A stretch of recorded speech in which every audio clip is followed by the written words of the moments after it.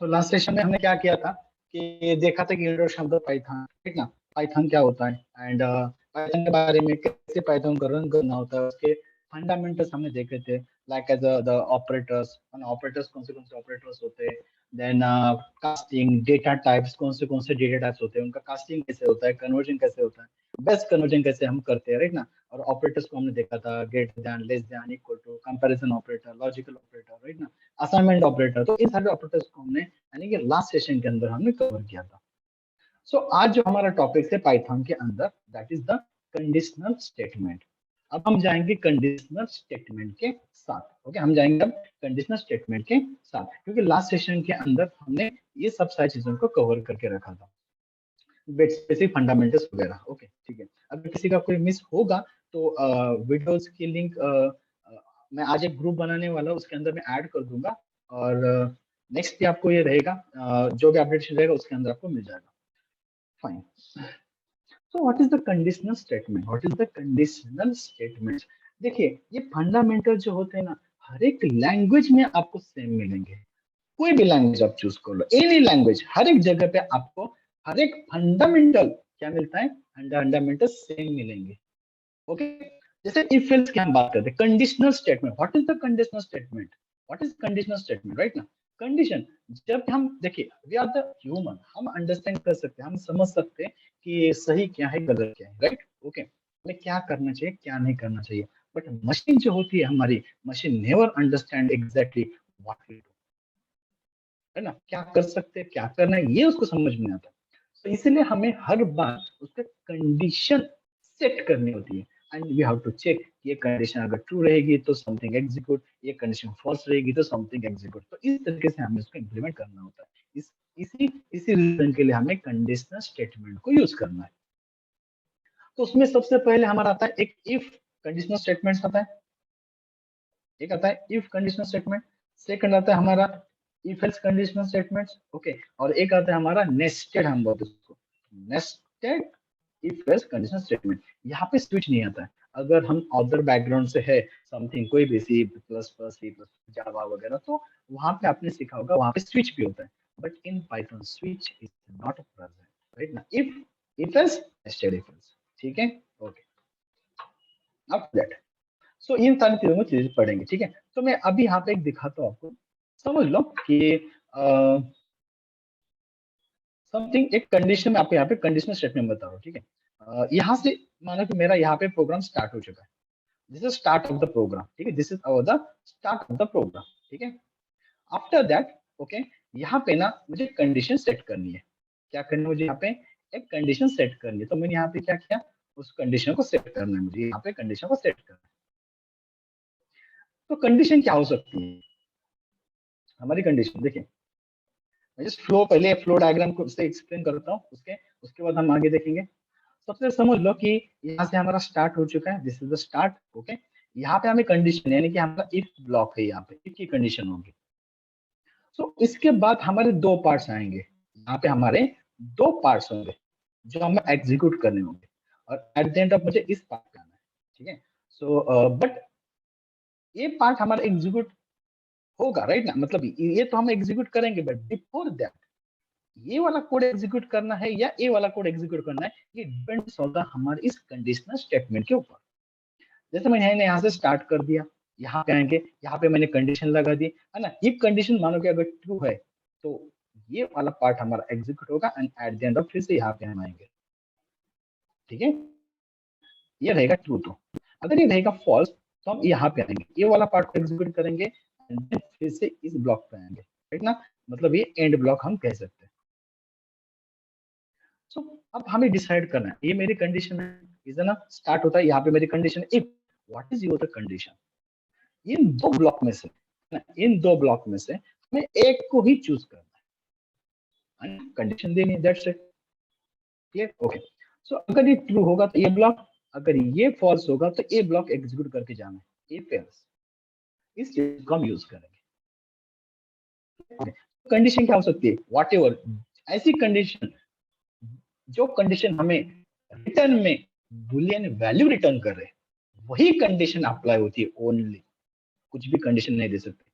जैसे मैंने conditional operators बताए थे, दैट टाइम मैंने प्रिंट करके दिखा था, एवरी टाइम ट्रू फॉल्स हमें रिटर्न मिलता था, क्योंकि अगर ट्रू है या फॉल्स है तो condition always return the true and false. So यहाँ पे इसीलिए बुलियन वैल्यू ट्रू है तो ये ब्लॉक, फॉल्स है तो ये ब्लॉक हम एग्जीक्यूट करेंगे, ठीक है।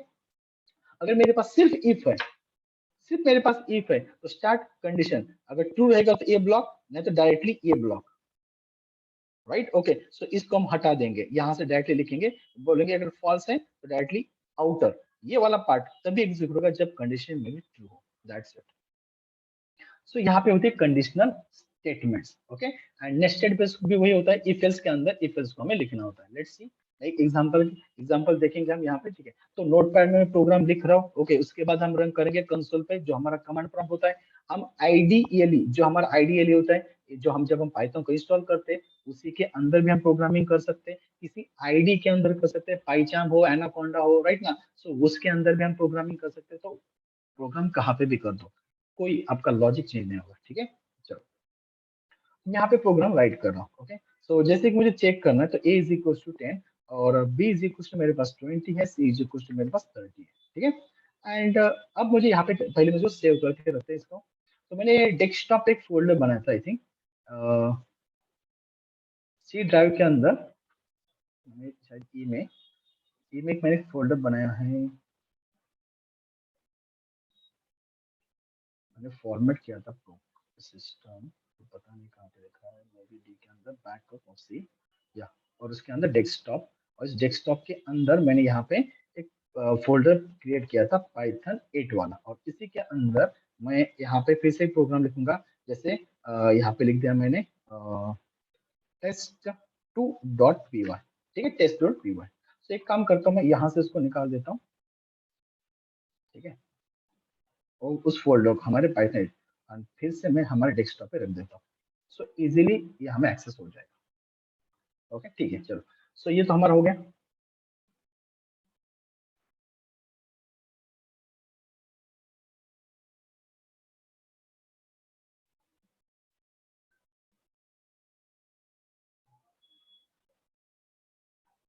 फाइन, अब मुझे क्या करना है, कंडीशन चेक करनी है। अब थोड़ा सा यहाँ पे देखना है, अगर हम पहले से कभी भी अगर अपने पाइथन की प्रोग्रामिंग नहीं की है और आप पहले से अदर प्रोग्रामिंग कर रहे हो, जैसे कि जावा, सी, सी प्लस, कोई भी हो ना, एनी लैंग्वेज आपने अगर पढ़ी होगी, तो वहां पे जनरली इफ कंडीशन होता है एंड देन कर्ली ब्रैकेट्स होता है।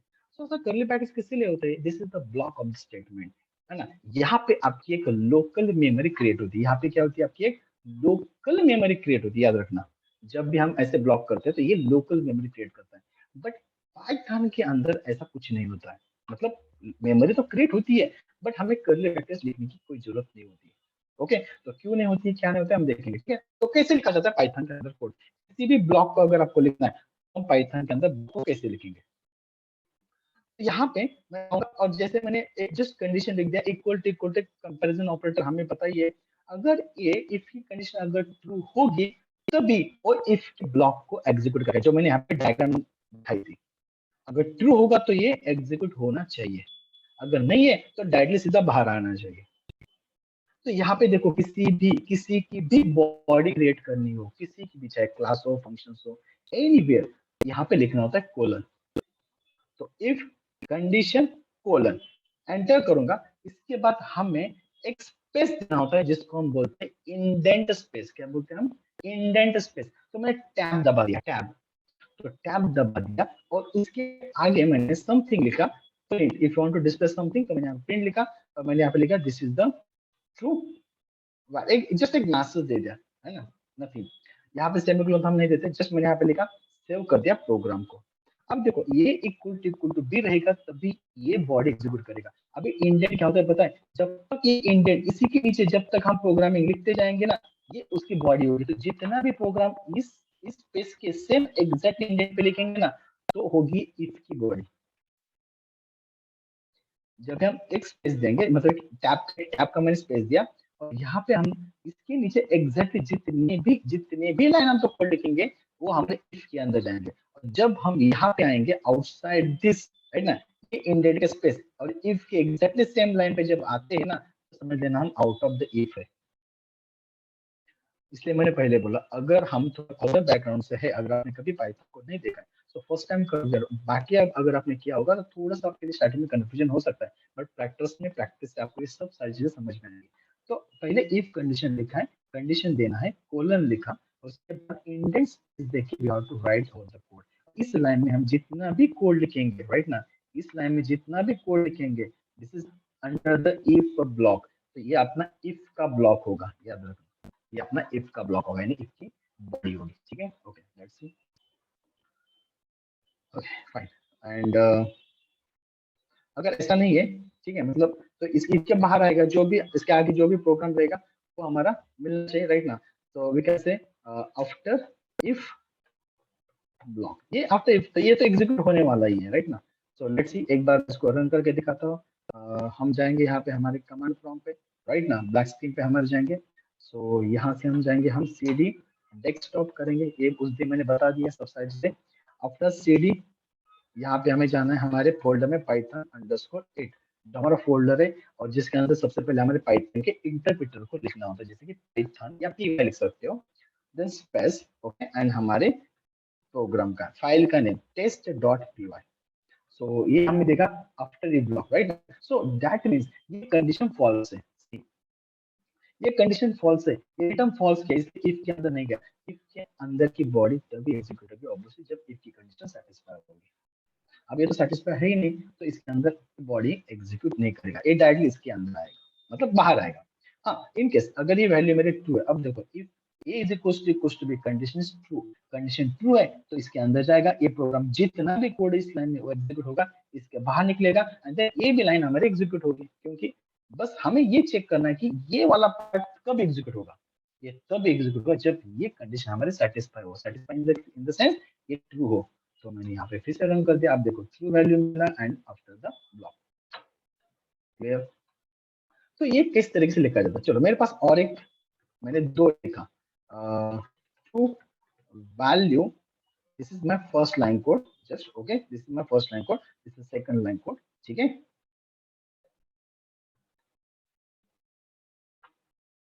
This is my third line of the code, ठीक है। सो अगर ये कंडीशन ट्रू है तो ये तीनों लाइन ऑफ द कोड हमारा एग्जीक्यूट होने वाला है, राइट, ओके, ये क्लियर है। अगर मैंने गलती से एक स्पेस यहाँ पे लिख दिया, ध्यान से देखना, और मैं इस प्रोग्राम को यहाँ पे रन करूंगा, ये हमें एरर देगा, ये देखो बोला है identification error, unindented does not match any outer indentation level. ये लेवल ही बोला कि ये इफ के ब्लॉक है, ठीक है, यहाँ तक ठीक है, बट अगर मुझे इसके बाहर निकलना है ना, तो एग्जैक्टली इफ के बाहर होना चाहिए, तो हम तो इफ के बाहर नहीं जा रहे हैं ना, तो ये क्या है, तो ये नहीं दे सकते, हमें गलती से यहाँ पे अंदर स्पेस दे दे, ये बोलेगा ये किसी न किसी की बॉडी होगी, देखो एक लेवल, इस लेवल में जो भी हम कोड लिखते हैं, है ना, तो किसी न किसी की बॉडी होती है। अब हम यहाँ पे लिख रहे हैं, मतलब इसकी भी बॉडी होनी चाहिए, इसका मतलब कोई कंडीशन होनी चाहिए ऊपर, किसकी बॉडी है, राइट ना। ये जो लाइन है इसकी तो बॉडी ये बन ही नहीं सकती है, कुछ कंडीशन है ही नहीं, तो ये यहाँ पे भी लाइक ये बोलेगा कि इंडेंटेशन ये समथिंग लाइक, ठीक है। सो ये लेवल को थोड़ा सा अच्छे से समझ लें, ओके।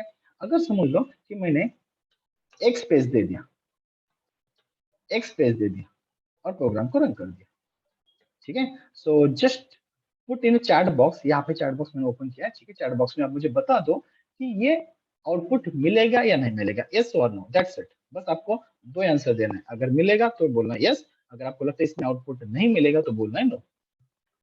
चलिए आपको टाइप करना है, यहाँ पे सबको टाइप करना है, अगर गलत है डजंट मैटर,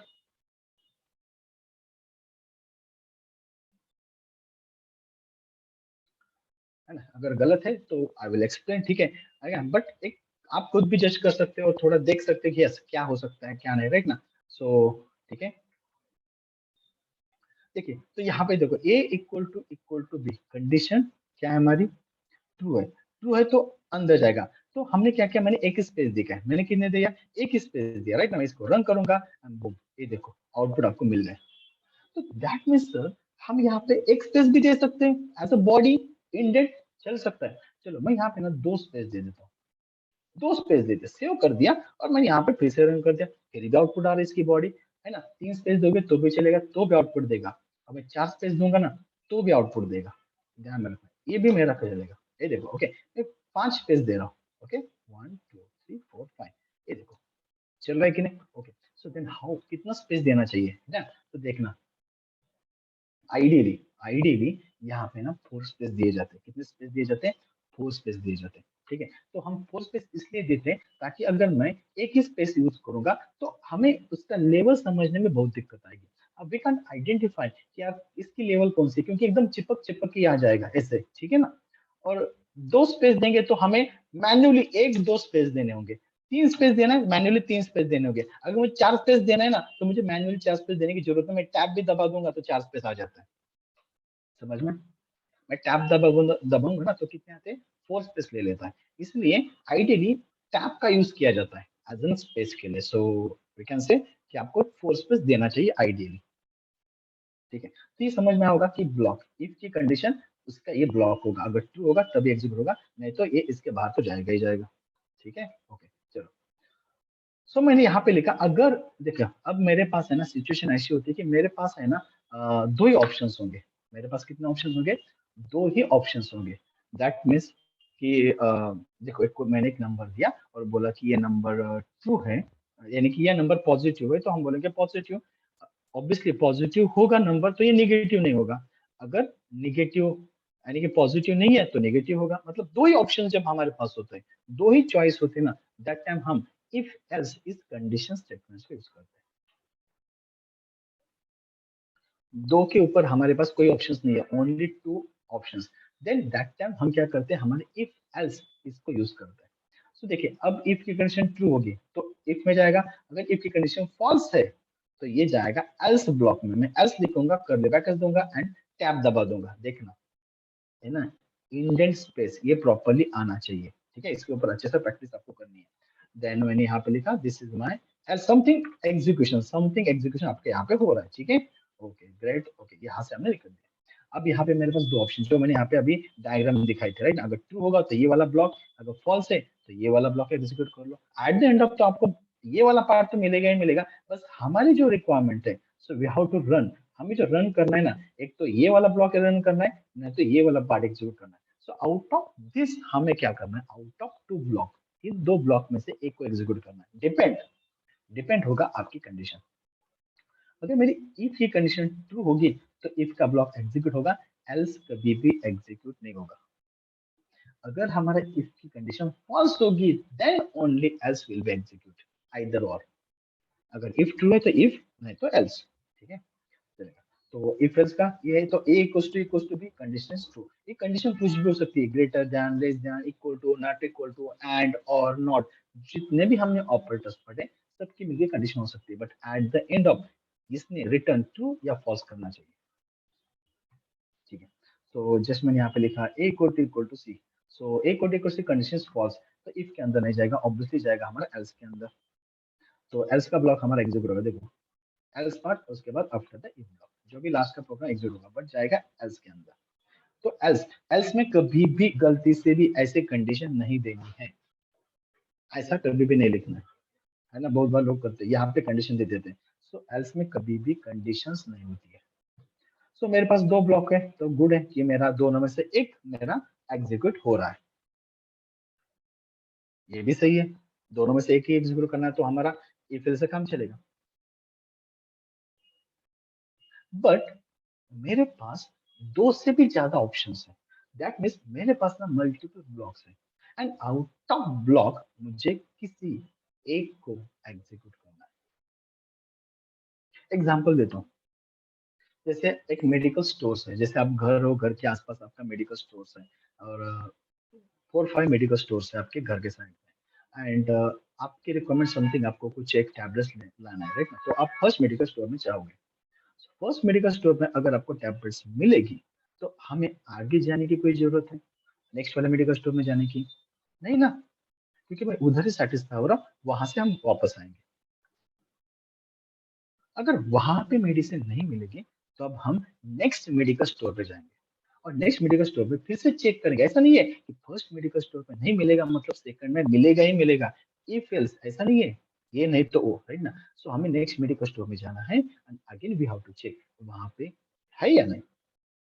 अगर वो बोलेगा है तो आगे जाने की जरूरत नहीं। बट वो बोलेगा वहां पे भी नहीं, तो अब हमें थर्ड मेडिकल स्टोर में जाना होगा, वहां पे फिर से पूछना होगा, समझ में है ना। तो अब हमारे पास मल्टीपल ब्लॉक्स बन गए, मेरे पास 5 मेडिकल स्टोर है। तो उसमें से जो फर्स्ट ट्रू होगा, यानी जहां पे हम फर्स्ट सेटिस्फाई होंगे, बस वहां से रिटर्न आना है, आगे जाने की जरूरत नहीं। देखो मुझे फर्स्ट मेडिकल स्टोर में मुझे टैबलेट्स मिल जाएगी, तो आगे मेडिकल स्टोर में क्यों जाना, चाहे वहां पे रहेगा या ना रहेगा, डजंट मैटर, क्योंकि हम फर्स्ट कंडीशन पे सेटिस्फाई। तो दैट टाइम हमें नेस्टेड इफ एल्स को यूज करना होता है। हमारा तो पहले इफ एल्स है ही, नेस्टेड इफ एल्स क्यों यूज करना है ना। नेस्टेड इफ एल्स क्यों यूज करना है, एक इफ एल्स के अंदर दूसरा इफ एल्स, ताकि हमें मल्टीपल ब्लॉक्स में से एक ही ब्लॉक एग्जीक्यूट करना है। वे ओके, ठीक है, तो इसको एग्जांपल के तौर पर समझते हैं। ओके, तो मैं यहाँ पे फिर से लिखता हूँ, ओके, एक कंडीशन राइट ना। सो जैसे कि मेरे पास ये है, तो मैं यहाँ पे लिखता हूँ if, okay, if A is equal to B colon, तो दैट टाइम प्रिंट मैंने लिखा दिस इज माय, जस्ट मैंने लिखा ट्रू, एक मैसेज दे दिया, जस्ट अंडरस्टैंड कि अगर ये कंडीशन ट्रू होगी तभी ये ब्लॉक एग्जीक्यूट होगा, अगर नहीं होगा, मतलब ये कंडीशन अगर फॉल्स है तो एल्स में जाएगा। बट हमें एल्स में डायरेक्टली कंडीशन सेकंड के लिए नहीं दे सकते, और हम यहाँ पे ऐसे इफ, जैसे हम अदर लैंग्वेज में लिखते हैं कि मैं एल्स इफ लिखता हूँ, एल्स के बाद इफ, ठीक है। But in in a Python यहाँ पे सिंपली एलिफ लिखा जाता है, क्या लिखा जाता है, एलिफ, उसी को बोलते हैं एल्स इफ। एलिफ का मतलब क्या होता है, एल्स इफ, तो हमारा इफ आएगा और उसके बाद हमारा एल्स एलिफ आएगा। इसके अंदर हमारी एल्स मतलब इफ के बाद एल्स है, उसके बाद इफ कंडीशन है। सो मेरे अंदर कोई भी एक कंडीशन हो सकती है, अगर इस सेटिस्फाई रहेगी तो मैं इसके बॉडी में जाऊंगा, और यहाँ पे मैं लिखूंगा something print this is my true, okay, जैसे मैसेज दे रहा हूँ, ओके। ये नहीं रहेगा तो अगेन एलिफ, एलिफ, और यहाँ पे मैंने अनदर कंडीशन एंड, और मैं फिर से बता रहा हूँ कि कंडीशन एनीथिंग, राइट ना, जितने भी ऑपरेटर है इनके मिलके आप कंडीशन कुछ भी दे सकते हो। दे मैंने यहाँ पे फिर से प्रिंट कर दिया, एंड यहाँ पे लिख दिया ट्रू 3 समथिंग, ओके।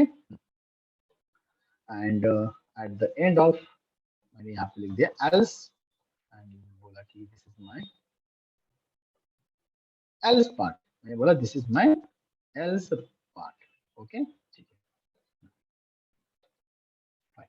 सो अब यहाँ पे देखो, तो पहले ये चेक करेगा A is equal to B, condition false, false है तो इफ इस वाले ब्लॉक को एग्जीक्यूट नहीं करेगा, तो ये जाएगा नेक्स्ट एल्स में। बट इफ नहीं तो एल्स में जाएगा, बट अगेन एक कंडीशन मिलेगी, अगेन चेक करेगा नहीं, और नेक्स्ट कंडीशन, कंडीशन कुछ हो सकती है, अगर ये सेटिस्फाई होगी तब ये वाला पार्ट एग्जीक्यूट होगा, अगर ये कंडीशन सेटिस्फाई नहीं है तो नेक्स्ट वाले एल्स में जाएगा, फिर से चेक करेगा, अगर ये कंडीशन सेटिस्फाई है तो ये एग्जीक्यूट होगा, अगर ये नहीं है तो लास्ट में ये तो पार्ट हमारा एग्जीक्यूट होगा ही होगा, ओके। ये खत्म होने के बाद देन आपका एट द एंड ऑफ आगे वाला प्रोग्राम कंटिन्यू होगा। जस्ट मैंने यहाँ पे सेव कर दिया, आप तो देखो कोई कंडीशन हमारी यहाँ पे ट्रू नहीं है, इसका मतलब है लास्ट में एल्स पार्ट में जाएगा। यहाँ पे मैंने इसको ब्रैकेट्स नहीं डाले जानबूझकर, बिकॉज ऑफ मुझे ये आपको बताना कि जब हम कंडीशन लिखते हैं इफ में, तो ब्रैकेट्स को भी यूज कर सकते हो, विदाउट ब्रैकेट्स को भी यूज कर सकते हो, ठीक है। तो इसलिए कि इफ के बाद आप ब्रैकेट्स में डालोगे तो भी चलेगा, विदाउट ब्रैकेट्स में डालते हो तो भी चलेगा, कंडीशन, ठीक है। मैं यहाँ पे डाल देता हूँ।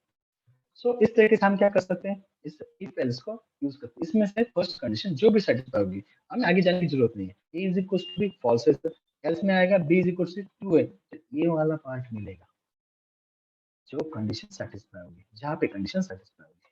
सी ट्रू टू मिला, ट्रू टू क्यों मिला, बिकॉज बिकॉज ये वाली कंडीशन सेटिस्फाई होगी।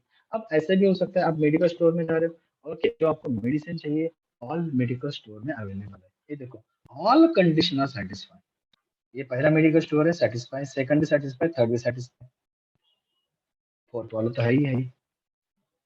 अब इस सिचुएशन में क्या होगा, ओके, तो ये देखिएगा पहली कंडीशन ये equal to B, condition is true, condition true है तो यही ब्लॉक एग्जीक्यूट होगा, अगर ये ब्लॉक एग्जीक्यूट होगा तो आगे वाला पार्ट एग्जीक्यूट नहीं होगा, क्योंकि इफ कंडीशन ट्रू होगी तो अंदर जाएगा, एल्स में क्यों जाएगा, नहीं जाएगा, अगर एल्स में नहीं जाएगा तो आगे वाला पार्ट एग्जीक्यूट नहीं होगा। ये इफ का ये एल्स है, इसके अंदर ये इफ है, उसका ये एल्स है, उसी के अंदर ये इफ है, उसका एल्स है। सो इफ एल्स के अंदर इफ एल्स, इसको बोलते हैं नेस्टेड इफ एल्स। सो यहाँ पे मैं रन कर दूं, यहाँ पे ट्रू वन मिलेगा तो फर्स्ट, इसलिए मैंने बोला नेस्टेड इफ एल्स कब यूज करना है, जब हमारे रिक्वायरमेंट जहाँ पे फर्स्ट टाइम सेटिस्फाई हो, अब हमें आगे जाने की जरूरत ना पड़े, दैट टाइम हमें नेस्टेड इफ एल्स को यूज करना है। सिंपल है, कोई भी कंडीशन रहेगी, कुछ भी हो सकता है। एंड और अगर मैं A equal to B and A is less than, अगर मैं सी बोल दिया तो एंड है मतलब क्या, कंडीशन फॉल्स है, दोनों कंडीशन ट्रू होने चाहिए ना, A equal to B and A less than C, तो ये सेकंड में जाएगा ट्रू, टू में जाएगा, क्योंकि second condition A is equal to C है। अगर यहाँ पे और लिखा होता तो कोई ना कोई कंडीशन ट्रू होनी चाहिए, तो फर्स्ट कंडीशन सेटिस्फाई हो रही है, बस ट्रू वन मिलेगा, आगे क्यों जाएगा। This is the nested if else. Clear? Okay, ठीक है। अब यहाँ पे हम्म,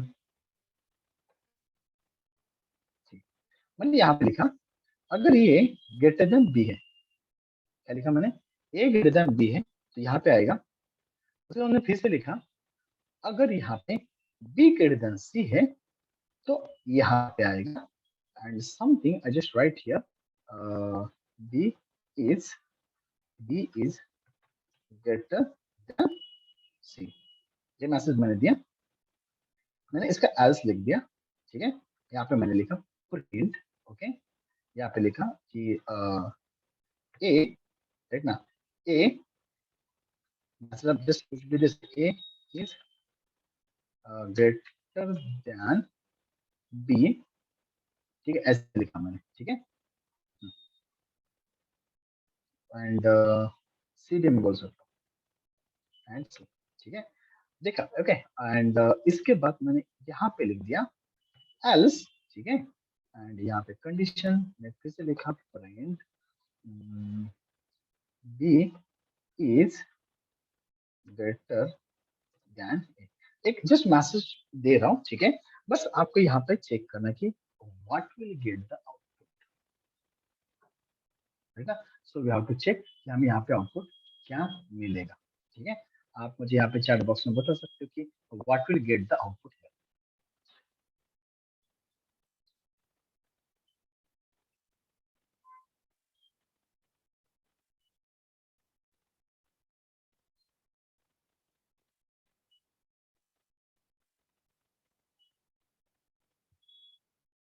ऐसे भी आप बोल सकते हो यहाँ पे print first statement, print second statement, print third statement, ऐसे हम कंसिडर करते हैं। तो आप बताना है कि प्रिंट वाला फर्स्ट स्टेटमेंट तो 1 2 एंड 3 नंबर मैंने दे दिया, तो आउटपुट क्या मिलेगा, 1 2 3 मिलेगा, 1 मिलेगा, 2 मिलेगा, या 1 2 3 मिलेगा, जो भी देना है।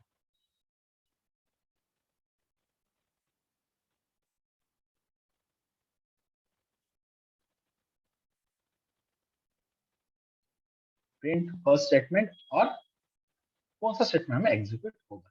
ठीक है, ओके, ठीक है, अब देखिए, ठीक है, मैं यहाँ पे आके इसको रन कर देता हूँ। ठीक है, नहीं तो आप यहाँ पे चेक कर, चलो ये ग्रेटर देन बी है क्या, मुझे बताओ। ये की वैल्यू 30 है और बी की वैल्यू 20 है, तो A greater than B condition is true. Condition क्या है हमारी, ट्रू है। कंडीशन ट्रू है तो इफ के अंदर जाएगा, this is the if block, ये हमारा इफ का ब्लॉक, बराबर। तो ए की कंडीशन सेटिस्फाई, अंदर आया, ओके, ठीक है। फिर से उसको इफ की कंडीशन मिली, इसको बोलते हैं नेस्टेड इफ। इफ के अंदर मैंने फिर से इफ डाल दिया, इफ कंडीशन चेक करेगा, अब चेक करेगा B is greater than C, और बी 20 है, सी 10 है, कंडीशन इज ट्रू। तो B greater than condition, B greater than C, condition is true है, तो ये वाला पार्ट इफ के अंदर जाएगा ना, तो मेरे फर्स्ट ये वाला फर्स्ट स्टेटमेंट ट्रू होगा, यानी ये एग्जीक्यूट होगा। तो ये इफ की कंडीशन ट्रू है तो एल्स में नहीं जाएगा, और ये भी इफ की कंडीशन ट्रू है तो इस एल्स में नहीं जाएगा। तो एक्सपेक्टेड आउटपुट क्या होना चाहिए, B is greater than C. Clear? हमारे कंसेप्ट को नहीं छोड़ना है, ठीक है, चाहे कैसा भी प्रोग्राम है, just you have to check if else, if else true है अंदर जाएगा। हमें पता है ना, अगर इफ की कंडीशन ट्रू है तो एल्स में जाता ही नहीं है, राइट, ओके। सो इफ की कंडीशन सेटिस्फाई है तो ये कंडीशन ट्रू होगा, अंदर जाएंगे और अगेन कंडीशन, इसलिए बोल रहा हूँ आप कितनी भी कंडीशन लगा सकते हैं, कोई टेंशन नहीं, बट प्रॉपरली इंडेंट, ये देखना, इसके ये इसके लाइन में आता है, मतलब ये इफ के बाद ये एल्स होता है, ये ओके। अगर मैंने यहाँ पे लिख दिया प्रिंट समथिंग, मैंने यहाँ पे लिख दिया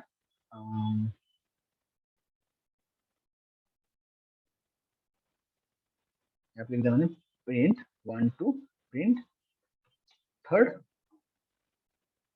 स्टेटमेंट, ठीक है, स्टेटमेंट, ठीक है, मैं ऐसे लिख दिया जस्ट फॉर अंडरस्टैंडिंग। मैं लिख रहा हूँ, कुछ इसमें चेंजेस कर रहा हूँ, ठीक है।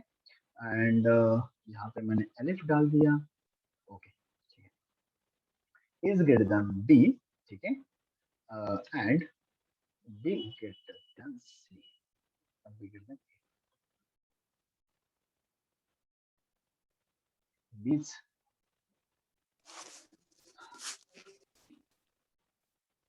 चलो मैं यहाँ पे और लिखता हूँ, बी इक्वल टू ले लेता हूँ, चलो ये भी चलेगा, ठीक है। इसके बाद मैं और एक कंडीशन लेता हूँ, एक और एक वेरिएबल लेता हूँ, ठीक है, ठीक है, चलो। और मैं यहाँ पे चेक करता हूँ अगर मेरा ए ग्रेटर देन है और ए ग्रेटर देन डी है क्या, इज ग्रेटर देन डी, इस तरीके से, ओके। आफ्टर दैट यहाँ पे आता हूँ और इसके बाद मैं और एक कंडीशन लिखता हूँ यहाँ पे, सो बी, राइट ना, ए ए थोड़ा सा मॉडिफाई कर देता हूँ और इसके बाद B is greater than C and B is greater than, इसलिए बता रहा हूँ कि जस्ट हमें नेक्स्ट स्टेट को समझ लेना है। बी ग्रेटर देन सी हो गया एंड ए में हमने यहाँ पे ए रख दिया, ओके, तो यहाँ पे आएगा। आफ्टर दैट यहाँ पे मैं जस्ट मैसेज लिख रहा हूँ कि हमें कौन सा ब्लॉक एग्जीक्यूट होने वाला है, बस ये हमें पता चले। फर्स्ट ब्लॉक, ये मेरा होगा सेकंड ब्लॉक, ठीक है, ओके। आफ्टर इसके बाद हम जाएंगे इफ में, ठीक है, okay, if, okay. After that again मैं चेक करूंगा अगर बी भी ग्रेटर है, सो बी,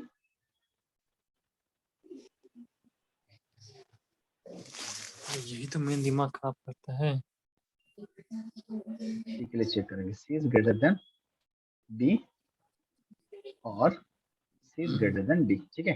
मैंने कुछ इस तरीके से स्टेटमेंट बनाई है, बस आपको उसमें से बताना है कि हमें क्या मिलेगा। ये इसलिए है ताकि हमारे नेस्टेड को समझे और हमारे ब्लॉक्स को हमें क्लियर करना है। So this is my the third statement, this is my fourth statement and this is my else block which is the fifth statement. So आपको नंबरिंग करना है कि आउटपुट में हमें क्या मिलेगा। अगर सिंटैक्स मिस्टेक नहीं है, था मैंने कोई सिंटैक्स मिस्टेक नहीं की, यहाँ पे किया, यहाँ पे एक्चुअली और होना चाहिए, ठीक है, ओके, ग्रेट। चलो, तो अब मैंने यहाँ पे लिख दिया प्रोग्राम, तो बस आपको बताना है कि statement, which statement will be executed. तो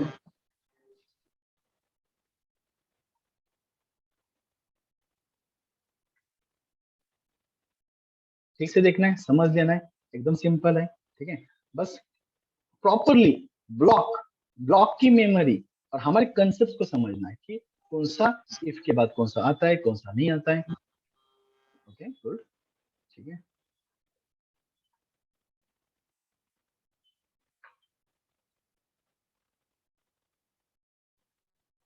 ओके, ठीक है, लेट्स सी, ओके। अब पहले से हम देखते हैं ए ग्रेटर देन बी है या नहीं, पहले चेक करेंगे। ए 30 है, B 20, obviously A greater than B, condition true, तो ये वाला ब्लॉक हमारा आएगा, ठीक है, ये वाला ब्लॉक हमारा आएगा, this is the if block, ठीक है, this is our the if block, ठीक है, यहाँ तक हम आ जाएंगे। Next, if A greater than C, A greater than C है क्या, है, condition true, A greater than C and A greater than D है क्या, अरे डी तो 50 है, मतलब एंड में क्या होता है, both condition must be satisfy, तो हमारी एक ही कंडीशन सैटिस्फाई है, सेकंड कंडीशन सैटिस्फाई नहीं है तो एंड कंडीशन फॉल्स, तो एल्स में जाएगा। सो इस ब्लॉक में हम आ चुके हैं, ठीक है, इस वाले पार्ट में हम आ चुके हैं, ठीक है, एल्स वाले पार्ट में।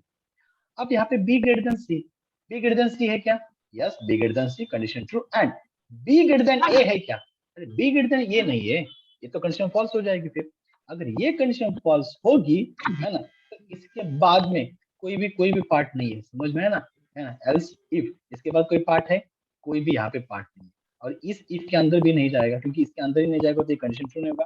तो ये देखो, ये इफ का था ना, इफ के बॉडी में, इस इफ के बॉडी में फर्स्ट लाइन ये था हमारे, सेकंड लाइन ये था, इसके अंदर का ब्लॉक एग्जीक्यूट नहीं होगा, और थर्ड लाइन ये है, समझ लेना, इफ की लाइन है, ये इफ की लाइन है। तो फर्स्ट ब्लॉक, सेकंड, थर्ड, तो एक्सपेक्टेड हमें फोर्थ होना चाहिए कि नहीं ब्लॉक ओनली, राइट ना। अगर मैंने कोई मिस्टेक नहीं किया तो हमारी एक्सपेक्टेड आंसर क्या होना चाहिए, फोर्थ स्टेटमेंट आना चाहिए, राइट। क्या आना चाहिए हमारा, फोर्थ स्टेटमेंट। ये देखो, print a fourth statement, right. अब देखिए फिर फोर्थ स्टेटमेंट किसने किसने किसने बोला, ठीक है। ओके, क्या क्या हमारा आउटपुट आ सकता है, ठीक है, समझ में आया? तो यहाँ पे कुछ नहीं है, जस्ट चेक करना है, नेस्टेड हो या जो भी हो, ठीक है। हमारे कंसेप्ट ब्लॉक को ये समझने के लिए मैंने दिया था, इंडेंट समझ लो आप, किसका इंडेंट होता है, राइट ना। जिसकी भी बॉडी रहेगी उसका इंडेक्स समझ लो। ये इफ है तो इफ की पूरी बॉडी है, एक लाइन में दिख रहा है ना, इंडेंट लेवल, ये इफ की बॉडी है। कभी भी गलती से लोग इसी एल्स के बॉडी में इसको पकड़ लेते हैं, राइट ना। तो ये थोड़ा सा आपको ध्यान में रखना है, स्पेसिंग का पार्ट से थोड़ा, ओके। और इसके अंदर ये इसका आएगा, इसकी बॉडी आएगी इफ। अब गलती से ऐसे नहीं लिख सकते, ये एरर देगा, ठीक है ना। तो थोड़ा सा समझ के, ठीक है ना। ये देखो, ये एरर दे रहा है एक्सपेक्ट इंडेंट, क्यों, क्योंकि ये समझ लेगा ये कंडीशन है और इसकी ये बॉडी है। अभी ये प्रिंट की तो कोई बॉडी नहीं होती है, राइट ना। तो इसीलिए ये थोड़ा सा आपको समझ लेना एग्जैक्टली किस तरीके से हमने बॉडी और इनको स्टेटमेंट को लिखा है, बस ये समझ में आ जाएगा। तो दैट्स इट, मतलब कंडीशन स्टेटमेंट आप कैसे भी किसी भी जगह पे कैसे भी उसका मतलब कर सकते हैं। Clear, okay. सो आपको अभी क्लियर हुआ होगा कि इस तरीके से हम हमारे कंडीशनल स्टेटमेंट को लिखते हैं, ओके। इसको मैं कमेंट्स डालता हूँ, कमेंट्स, कमेंट्स का मतलब कैसे होता है पता, ट्रिपल डैश लिखो और क्लोज कर दो, मतलब ट्रिपल सिंगल इनवर्टेड, ओके। ये होता है मल्टीपल लाइन कमेंट्स। कमेंट्स का मतलब होता है this is a non executable part of the program, ये एग्जीक्यूट नहीं होता है, क्लियर, ये एग्जीक्यूट नहीं होता है। या फिर आप ट्रिपल डबल कोट्स को लिख सकते हैं, तो ये भी हमारे कमेंट्स होगी, राइट, ओके। अगर आपको सिंगल लाइन को कमेंट लिखना है समथिंग, ना प्रिंट, अगर आपको इसको कमेंट डालना है सिंगल लाइन को, इसके पहले आप हैश लगा सकते हो। सो हैश यानी कि सिंगल लाइन कमेंट्स। एंड अगर मल्टीपल लाइन कमेंट्स लिखना है तो डबल, है ना, डबल कोट्स को 3 बार लिखना है, ट्रिपल डबल कोट्स या ट्रिपल सिंगल कोट्स को आप लिख सकते हो फॉर द कमेंट्स। अब मैं यहाँ पे एक लिखता हूँ स्टेटमेंट, ओके। मानो a is equals to 10 है, b is equals to 40 for example, okay. तो यहाँ पे इफ, ध्यान से if a greater than b, जैसे हम इंग्लिश पढ़ते हैं ना कि a ग्रेटर देन b होगा, ठीक है। तभी प्रिंट करना a is greater then b, ठीक है। ऐसे मैंने लिखा है, ओके। अब मैं इसको सेव, अब a ग्रेटर देन b है क्या, नहीं है, मैं ऐसे लिखता हूँ यहाँ पे, ठीक है। मैंने ऐसे लिख दिया, यहाँ जाके रन कर दिया प्रोग्राम, तो रन हुआ। हमने इफ की बॉडी लिखी नहीं, हम तो बोलते सर अगर लिखना है बॉडी, है ना, तो कुछ इस तरीके से आपको लिखना होगा। हाँ, ऑब्वियसली लिखना होगा तभी तो हमारी बॉडी रन होगी, बट हम इस तरीके से भी लिख सकते हैं, इसको बोलते हैं एक सिंगल लाइन, यानी कि short hand of the if. अगर हमें एक ही लाइन लिखनी है तो, एक ही लाइन लिखनी है तो आप बोलोगे सर मुझे 2 लाइन लिखनी, यहाँ पे काम नहीं चलेगा, आपको यहाँ पे जाना पड़ेगा। अगर आप जावा अदर लैंग्वेज को अगर आपने पढ़ा होगा तो वहां पे भी ना इफ, ओके, ऐसे हम कंडीशन देते हैं, करली पैकेज डालते हैं। अगर मल्टीपल है, अगर एक ही लाइन लिखना है ना तो आप डायरेक्टली इफ के बाद, है ना, डायरेक्टली एक लाइन लिख सकते हो, डायरेक्टली आपका आउटपुट आएगा, मतलब एक ही लाइन कंसीडर करते हैं ए बी, ठीक है। तो उसी तरह ये होता है कि हम इसको शॉर्ट में ऐसे लिख सकते हैं, ठीक है। ये भी हमारा आउटपुट दे रहा है, yes, दे रहा है, ठीक है। इफ एल्स को अगर हम शॉर्ट हैंड में लिखेंगे, इफ एल्स को अगर हम शॉर्ट हैंड प्रॉपर्टी में लिखना चाहते हैं, so C is equals to the value is 50, okay.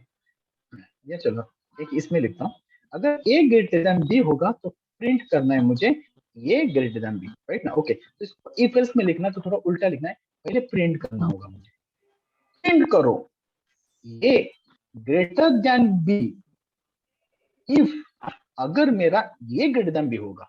देखो मैं शॉर्ट हैंड प्रॉपर्टी मतलब शॉर्ट हैंड लिख रहा हूँ, जैसे नॉर्मल इफ एल्स लिखते हैं ना, तो वो तो हम लिखेंगे, बस टाइम कभी इंटरव्यूज पे जाते हो या फिर किसी एक्टिव में जाते हो, तो ऐसे प्रॉब्लम ऐसे सम आपको फेस करना होगा।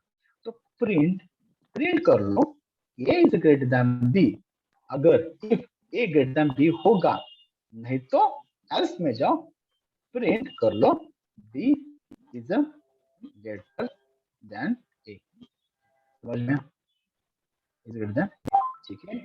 अब मैं इसको रन कर देता हूँ, देखते हैं। देखो A is greater than B, output में बी। चलो तो मैंने यहाँ पे रन भी सेव कर दिया, रन कर दिया, बी इज ग्रेटर देन ए, हो रहा है कि नहीं रन, राइट ना। तो इसको बोलते हैं short hand of the if else, है ना। यहाँ पे भी हमने क्या किया कि पहले लिखा प्रिंट कर दो अगर हमारा कंडीशन ट्रू है तो, अगर ये हमारा कंडीशन ट्रू है तो इसको प्रिंट कर लो, राइट ना, नहीं तो एल्स वाले पार्ट को एग्जीक्यूट करो। This is called as the shorthand property of the if else. Clear, okay. So ये बहुत बार इंटरेस्ट में पूछा जाता है, ओके। मैं यहाँ पे जरा इसको कमेंट डाल देता हूँ एंड और एक वैल्यू यहाँ पे 600, ओके। जैसे मुझे नेस्टेड इफ इफ एल्स के अंदर एलिफ हम कर दे, इफ एल्स एलिफ, राइट ना, ओके। जैसे यहाँ पे हमने देखा नेस्टेड इफ का पार्ट। अब यहाँ पे लिखता हूँ मैं प्रिंट, जैसे कि मैंने प्रिंट करना है मुझे ए को, ठीक है, मैंने बोला प्रिंट ए कर लो अगर इफ ये ग्रेटर देन बी है, ओके। नहीं तो एल्स में जाओ और प्रिंट करो इक्वल टू, सपोज मेरा इक्वल दो अगर ग्रेटर देन है तो प्रिंट कर लो, नहीं तो इक्वल ऐसे प्रिंट कर सकते हैं, ठीक है। तो मैं यहाँ पे दो ही लिखता हूँ और कुछ कंडीशन दे सकते हैं जब आपको कुछ देना है तो। Else print the equal if, अगर मेरा इफ ये फिर से है ना इक्वल टू बी होगा, राइट, ओके, ठीक है, ओके। देन इसके आगे नहीं तो, राइट ना, प्रिंट, इसके बाद मैं फिर से लिखूंगा प्रिंट कर लो, ठीक है, ओके। बट इसके बाद मुझे यहाँ पे ये भी करना होगा कि एल्स इफ कर दो, प्रिंट कर लो, प्रिंट के बाद मैं लिखूंगा यहाँ पे लास्ट में कुछ भी, जैसे कि बी, ऑब्वियसली बी लिख देंगे। तो यहाँ पे क्या होता है देखो, पहले प्रिंट कर लो इफ, प्रिंट ए, जैसे हम इंग्लिश पढ़ते हैं वैसे पढ़ लो, print A if A greater than B, else print equal if A equal to B, last में हम यहाँ पे लिखेंगे एल्स प्रिंट बी, हो गया,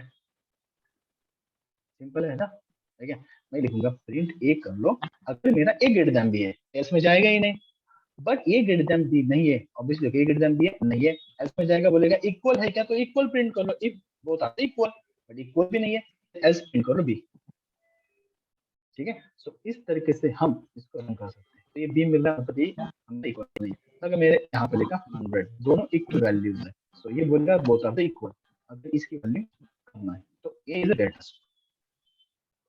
तो लाइक दैट, तो हम क्या कर सकते हैं, मल्टीपल प्रॉपर्टीज को लिख सकते हैं, यहाँ पे हम क्या करते हैं मल्टीपल प्रॉपर्टीज को लिख सकते हैं, ठीक है, ओके। ए ग्रेटर देन बी तो ए प्रिंट कर लो, नहीं तो बी प्रिंट कर लो, अगर ऐसे भी लिख सकते हैं A greater than B and A greater than C, else B अगर बी ग्रेटर देन ए है and B greater than C है, एल्स हमारा लास्ट में क्या आएगा, प्रिंट द सी, ठीक है। रन कर, C is the greatest number, like नहीं, जैसे हम इंग्लिश पढ़ते वैसे पढ़ लो, प्रिंट कर लो ए अगर A greater than B and A greater than C, अगर मेरे दोनों कंडीशन ट्रू होंगे, क्लियर ना, ए ग्रेटर देन बी भी होना चाहिए and A greater than C भी होना चाहिए, तभी ए प्रिंट करेगा, नहीं तो एल्स में जाएगा और बोलेगा अब प्रिंट बी करना, बट इफ बी जब ए से भी बड़ा होगा सी से भी बड़ा होगा तभी तो हम बोलेंगे ना B is the greatest number, नहीं तो लास्ट में ए भी नहीं है बी भी नहीं तो कौन बचा लास्ट में, सी। हाँ, सी को प्रिंट कर दो तो वही हो रहा है, आप मुझे वैल्यू क्या मिल रही है यहाँ पे, सी इज द ग्रेटेस्ट नंबर, ये देखो सी मिल रहा है, ओके, ठीक है। सो अगर मेरे पास यहाँ पे 100, ठीक है, या यहाँ पे चलो कुछ भी, यहाँ पे 100 या 50 है और यहाँ पे मेरी 300 है, ठीक है। तो ये एक ग्रेटर देन बी है क्या, नहीं है, ए ग्रेटर देन सी एंड ये कंडीशन फॉल्स हो जाएगी, एल्स नहीं आएगा, प्रिंट बी कर लो अगर बी ग्रेटर देन ए है, yes B greater than A भी है and B greater than C भी है, हाँ yes condition is true and then happily we can print the B, right, okay. So and और इस तरीके से भी हम क्या कर सकते हैं, हमारे नेस्टेड को यूज कर सकते हैं, ठीक है। सो इस तरीके से हमारा होता है इफ एल्स का पार्ट, नेस्टेड इफ एल्स हम बोल सकते हैं नेस्टेड इफ एल्स, ये तो ये शॉर्ट टर्म प्रॉपर्टी बहुत बार पूछी जाती है इंटरेस्ट में, उसको कैसे लिखना है, जो ऊपर लिखा है वैसे हम यहाँ पे उसको लिख दें, ठीक है। ये शॉर्ट हैंड होता है, एक ही लाइन में जब कुछ आउटपुट हमें दिखाना है, तो अगर मल्टीपल लाइंस लिखना है ये हम यूज करेंगे, डिपेंड है हमारे इसके ऊपर। तो मैं कुछ आपको बेसिक 4-5 एग्जांपल दे रहा हूँ, ठीक है, ओके, सिंपल है, बस उसके अंदर बस हमें हमारे if else nested if else को क्लियर करना है, ओके, तो सिंपल सिंपल मैं प्रोग्राम दे रहा to just for the understanding कि आपको इफ एल्स और ये इंडेंट स्पेस वगैरह आपको फैमिली होना चाहिए टू फाइंड जस्ट अगर मैं देखा given number is a even और ऑड, सिंपल एक पहला प्रोग्राम है जो आपको करना है। Second, to find greater number from, मेरे पास 4 नंबर है, इसमें से मुझे ग्रेटेस्ट नंबर फाइंड करना है, सिंपल।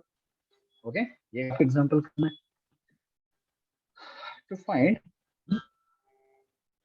सपोज या फिर मैंने यहाँ पे लिख दिया मेरे पास ना मार्क्स है, तो मेरे मार्क्स में मैंने 67 वैल्यू लिख दिया, so my expected output is a grade A मुझे मिलना चाहिए।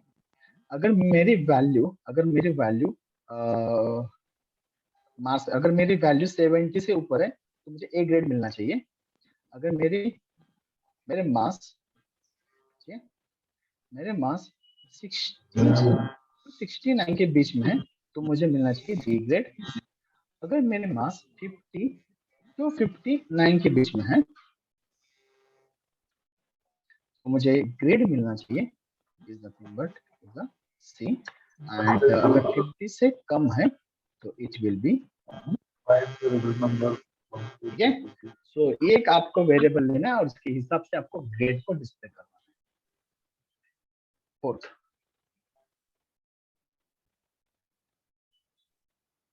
प्रिंट और find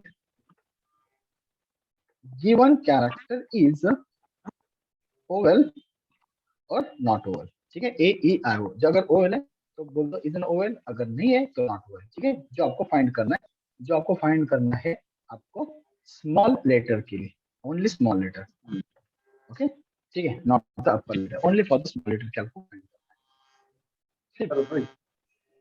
fifth example, right, okay. अब देखो कि आपका ना एक प्रोडक्ट 1 है, उसकी प्राइस है मानो 100 रुपीज, आपका प्रोडक्ट है उसकी प्राइस है 50 रुपीज, आपके पास प्रोडक्ट 3 है, उसकी प्राइस है मेरी 150 रुपीज, ओके, ठीक है, एंड प्रोडक्ट 4 है और उसकी प्राइस है मेरी 200 रुपीज। फर्स्ट केस 1, आपको करना क्या है कि या फिर मुझे ना जो हमारा कस्टमर होगा, ठीक है, जो कस्टमर होगा, ठीक है, सो वो कुछ प्रोडक्ट यहाँ से बाय करेगा, बराबर। So we have to take some products, अगर आपने यहाँ से 2 प्रोडक्ट ले लिए P2 एंड P3, अगर आप क्या चॉइस कर रहे हो, यहाँ से 2 प्रोडक्ट्स चॉइस कर रहे हो, ओके, 2 प्रोडक्ट्स हमने ले लिए। अगर हमारी दोनों प्रोडक्ट्स की कॉस्ट, अगर दोनों प्रोडक्ट की कॉस्ट या जो भी आपकी टोटल बिल है, अगर वो 150 प्लस होगा तो आपको ना 10% डिस्काउंट देना है। ध्यान से सुनना, मेरे पास 4 प्रोडक्ट्स हैं मेरे कार्ट में, अगर मेरी टोटल 150 से ज्यादा है तो हमें क्या देना है, 10% का डिस्काउंट देना है, ओके, 10% का डिस्काउंट देना है फर्स्ट केस। उसके साथ ओके, ये फर्स्ट, ओके, ये देना है। और अगर आपका 200 प्लस है तो उसमें आपको 20% का डिस्काउंट देना है, ठीक है। आप 3 प्रोडक्ट को लो, 4 प्रोडक्ट को लो, टोटल बिलिंग में, ठीक है, अगर आपका 50% से ज्यादा है, 150 से अगर आपकी टोटल कॉस्ट जा रही है तो ये 10% आएगा, एंड अगर 200 है से प्लस है तो आपका 200 प्लस आपको क्या देना है, डिस्काउंट देके आपको टोटल प्राइस को प्रिंट करना है कि आपकी टोटल प्राइस ये है, ठीक है। तो we have to print the total price, okay, first thing. Second thing, आप इस प्रोडक्ट को मानो आपने ऑनलाइन परचेस किया, जैसे जोमेटो, अमेजोन, जहां से है ना, या स्विगी है, और आपको यहाँ पे ना किलोमीटर से डिस्टेंस, आप जो डिलीवरी ले रहे हो ना उससे किलोमीटर में डिस्टेंस दे रहा हूँ, उसकी प्राइस दे रहा हूँ। 1 किलोमीटर से लेके 3 किलोमीटर में डिलीवरी कॉस्ट है आपकी 20 रुपीज, ठीक है। 3rd kilometre to 5th kilometre तक आपकी डिलीवरी कॉस्ट है 40 rupees, and 5th kilometre plus कोई भी रहेगा तो उसकी कॉस्ट है 50 रुपीज, ओके, समझ में? तो ये किलोमीटर के हिसाब से कॉस्टिंग है। अगर कस्टमर को ये बोल रहा है, कस्टमर एक यूजर यहाँ से भी वैल्यू लेंगे आपके किलोमीटर कितना है, तो वो बोलेगा मेरा किलोमीटर यहाँ पे रेंज है मेरी 4 किलोमीटर, सपोज उसने ले लिया, और उसने 4 प्रोडक्ट ले लिए, 2 प्रोडक्ट ले लिया, मानो P3 भी ले लिया एंड उसने P3 प्लस उसने P4 प्रोडक्ट लिया। अब P3 150 प्लस 200 कितना हुआ 250, तो उसका डिस्काउंट कितना मिलना चाहिए 20%, उसके हिसाब से उसकी टोटल प्राइस होगी। एंड देन उसने बोला कि मेरा किलोमीटर भी क्या है 4 किलोमीटर है, ठीक है, डिस्टेंस कितना डिलीवरी का 4 किलोमीटर है, तो 4 किलोमीटर से डिलीवरी कॉस्ट आपकी क्या आएगी। So what is the delivery cost? तो 4 किलोमीटर के लिए 40 रुपीज, 3 से लेके 5 तक 40 है, बट आपको प्रीवियस वाले किलोमीटर्स को भी ऐड करना है, समझ में है ना, 1 to 3 इस किलोमीटर को भी ऐड करना है आपको। सो प्रीवियस वाली कॉस्टिंग प्लस उसके आगे वाली कॉस्टिंग ऐड होगी, ठीक है, ओके। एंड एक चीज है, ये 20 रुपीज जो कॉस्ट है ना, ये आपकी पर किलोमीटर है, याद रखना है, पर किलोमीटर है। अगर आपने बोला है मेरा 4 किलोमीटर है, तो 1 to 3 में पर किलोमीटर कॉस्ट आपकी 20 रुपीज है। अगर आपका डिस्टेंस है 3 to 5 किलोमीटर में आपको डिलीवरी देनी है, तो उसकी जो कॉस्ट है पर किलोमीटर 40 रुपीज है, याद रखना, ठीक है, यहाँ पे पर किलोमीटर में लिखा।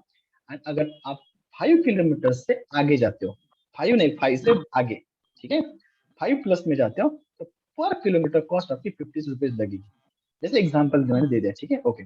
सो we have to find the delivery charges उसके साथ भी, ओके। तो पर किलोमीटर, तो अगर मैं 5 दे रहा हूँ 4 किलोमीटर दे रहा हूँ, तो उसके पहले ये भी कॉस्ट निकालनी है ना, क्योंकि हमारी 3 to 5 किलोमीटर में पर किलोमीटर 40 रुपीज हमें लगता है, बट 1 to 3 किलोमीटर की प्राइस हमें निकालनी होगी ना, उसके बाद मुझे 3 to 5 की कॉस्ट निकालनी होगी, तो ये उसमें ऐड होगा कॉस्टिंग, ये कॉस्टिंग ऐड होगा प्लस टोटल प्राइसिंग कॉस्ट होगा, एंड फाइनल आपको देना है टोटल प्राइस और delivery charges, and final bill आपका इतना है। Just we have to implement using only nested if else, और ये वैल्यू हम खुद से लेना है, समझ में होगा, ठीक है। ऐसे जैसे मैं कीएम नाम लिया 4 लिया और मैंने प्रोडक्ट लिया P2 P3 ऐसे 2 दिए, तो बस आपको चेक करना है उनका एडिशन क्या है, उनकी टोटल क्या कितनी आ रही है, ठीक है, जो भी है ना। तो आप चॉइस करना है कोई भी वैल्यू लेके, एंड उसके हिसाब से आपका आउटपुट, ओके। सो ये आपको इंप्लीमेंट करना है nested using nested. The 5 assignments we have to implement right now using the normal if and if else. ये जो मैंने बोला ना, ये एक्चुअली डिलीवरी जब हम करते हैं ना, यहाँ पे यूज होता है, okay, it's a real time, ये होता है प्रॉब्लम सॉल्विंग कंसेप्ट, जब आपके पास प्रॉब्लम्स आता है एंड देन आपको सॉल्व करना होता है, राइट ना। सो इस तरह के लॉजिक आपको, ये बेसिक लॉजिक है, ऐसे लगाने होते हैं। सो आई होप अभी क्लियर हुआ होगा, एंड जस्ट पुट करना है आपको इस वाले पार्ट में, इसका प्रोग्राम हो जाता है, उसका पिक मुझे सेंड करना है, ठीक है, व्हाट्सएप नंबर, ठीक है। So we will continue tomorrow at same time, okay. कुछ रहेगा तो मुझे व्हाट्सएप करना, अगर किसी को कुछ प्रॉब्लम्स आ रहा है समथिंग, तो मुझे व्हाट्सएप पे पिक कोड के साथ भेजना, सिर्फ ये नहीं भेजना प्रॉब्लम है, कोड के साथ मुझे भेजना, ताकि मुझे समझ में आ जाएगा कि आपने कोड क्या लिखा है, कहाँ पे क्या मिस्टेक्स है, एरर एंड कोड दोनों को एक साथ भेजना, ठीक है। चलो, we will continue tomorrow at same time.